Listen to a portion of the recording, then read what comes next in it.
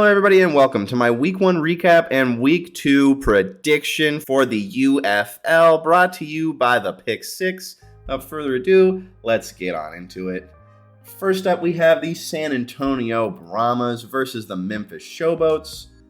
The Brahmas come into this week having been dominant on both sides of the ball in Week 1, surprisingly. In our opinion, this is an absolute head coaching differential. They had 195 passing yards, 75 rushing yards, 27 points, which greatly outscores most, if not all, games from last year. Their defense gave up 253 yards, but it had one interception and only 4.1 yards per play. They just absolutely looked fresh coming into this game, put the beat down on a team that we thought was going to be absolutely dominant over this division, especially. And then on the other side of the ball, we have the Showboats, who we are beginning to question a little bit. Not too much, of course, as Case Cookus is the epitome of consistency at 204 yards. A touchdown with an interesting throw for an interception there. He also, unfortunately for them, led the team in rushing yards with 16 of them on 4 attempts. So not a very good showing there for the offense. The defense looked immaculate, though, so we want to keep things consistent there, but really bring in that run game to complement Case Cookus, because he is really at his best when he's able to in those play-action passes and really get a little bit of space to work there. But we're going to be going with these Memphis Showboats here in the first matchup of the week. As much as we want to believe in the Brahmas, they had one good week. Let's see if they can keep it going, because if they get 2 in a row here and knock off the Showboats, that's when I'm really going to start taking them seriously. Coming into the second matchup of our Saturday, ending the first weekend day, is the Arlington Renegades versus the St. Louis Battlehawks.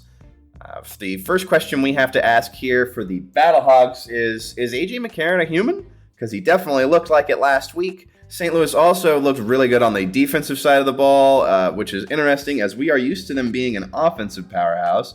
So that will definitely come to benefit them later on in the year if they can coincide those together. Unfortunately, they weren't able to get the job done, and the rifle was put to their heart by the Panthers with that bone-crushing field goal. 64 yards, though, so quite an impressive defeat, if I do say so myself, Battlehawks fans.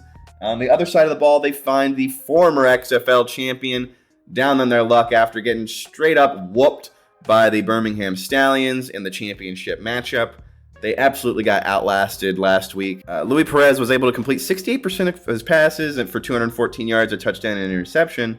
But they had a 0% red zone percentage success rate for the week 1, which is what absolutely killed them. I mean, even if you come away with field goals, this game is played a little bit differently. They need to get that run game in check.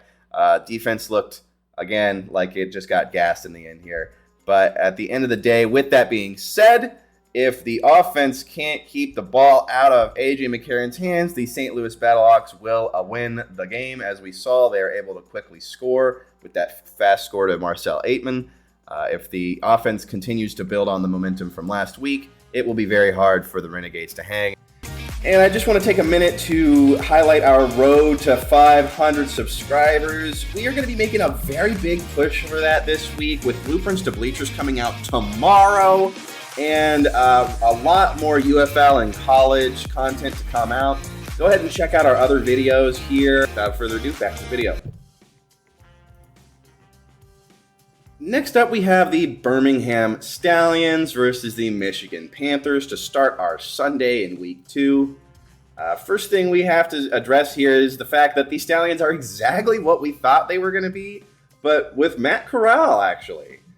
Did not think he was going to be the answer. I don't know what happened behind the scenes there. His Game 1 stats are going to be 57% completion on 201 yards, a touchdown, and an interception. So not too bad, but nothing blowing the wheels off. But he was absolutely able to lead this offense to a win and put the ball where it needed to be when it mattered the most.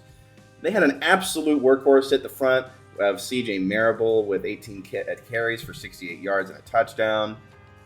These guys were absolutely looking great last week in their 27-14 win against the former XFL champions. They're going to be versing the other side of the ball, which is, of course, the Michigan Panthers, who swiped first in this league. And also might have one of the best running backs in the league, if not the best, in Wes Hills. He had 11 attempts for 85 yards and absolutely looked like he was a man amongst boys. I mean, E.J. Perry did all right, flat 50% completion rating, and he could definitely, he has the talent. There was just some iffy throws there. He definitely got the job done with the 2 rushing touchdowns, though. Was super clutch when need be, and this defense absolutely took over. 3.5 sacks, 2 defensive turnovers to keep them in that game. Also won it with the special teams clutchness. So 64-yard field goal starting the hype off, but unfortunately we do believe they are going to be falling to the Birmingham Stallions in what I believe is going to be a lower scoring game. I would say more like 21-10.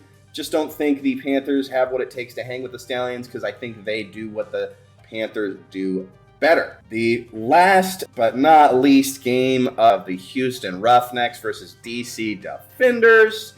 We have the Defenders looking a little bit iffy after losing to San Antonio. Time will tell if that is just San Antonio being absolutely way better than we thought, or DC fumbling the bag, or if it's just something completely different. But this matchup is an absolute must-win for them after, Teamu looking a bit flustered, not having his number 1 running back, and the line play being overall just not what we're used to seeing there. They got ran all over by San Antonio last week, and we're really looking for them to get back on track here versus the Houston Roughnecks, who Garantano looked good when he had the chance to throw the ball, but this guy was running from pressure the whole time. This Roughnecks roster is a little bit weak up front as far as the offensive line is concerned, and was definitely it is definitely obvious why Garantano was chosen, as he has the awareness in the pocket to survive with what is there. They don't have much of a run game, but the defense is very good. So I would say that we are going to look for this Roughnecks team to find their stride, but the DC Defenders should walk on past this team. So that's what I have for you this week as far as breakdown of last week and predictions for next week. When you win all your money on the parlay that you set according to this video, go ahead and clickety-clack back to the video and clack that like button and subscribe.